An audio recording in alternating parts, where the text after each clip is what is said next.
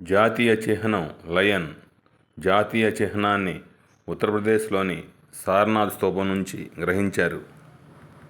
ఈ చిహ్నంపై 4 సింహాలు ఉంటాయి, కానీ మనకు 3 సింహాలు మాత్రమే కనిపిస్తాయి. 4వ సింహం వెనుక వైపు ఉంటుంది. పీఠం మధ్య భాగంలో ధర్మచక్రం ఉంటుంది. ధర్మచక్రానికి కుడివైపు వృషభం, ఎద్దు ఉంటుంది. ఇది స్థిరత్వానికి సంకేతం. ఎడమవైపు గుర్రం ఉంటుంది. ఇది వేగం, పౌరుషానికి సంకేతం. ఈ పీఠంపై సత్యమే జయతే అనే వాక్యం దేవనాగరి లిపిలో ఉంటుంది. సత్యమేవ జయతే అనే వాక్యం ముండకోపనిషత్తు నుండి గ్రహించబడింది.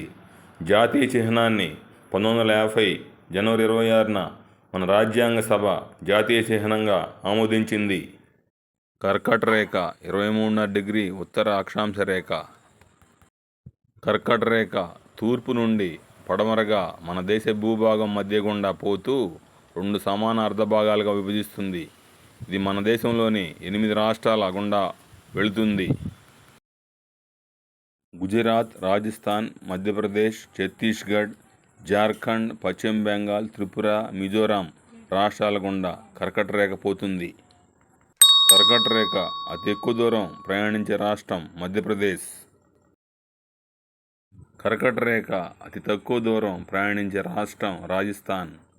కర్కట రేఖ మొదట అడుగుపెట్టే రాష్ట్రం మిజోరాం. కర్కట రేఖ చివరగా ప్రయాణించే రాష్ట్రం గుజరాత్. కర్కట రేఖ 2 సార్లు తాకే నది మహీనది.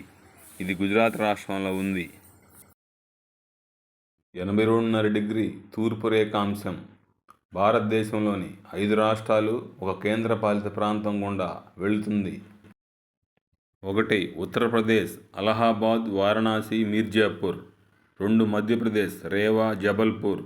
3 ఛత్తీస్గఢ్ రాయ్పూర్, బైకుంఠపూర్. 4 ఒడిశా కోరాట్పూర్. 5 ఆంధ్రప్రదేశ్ కాకినాడ.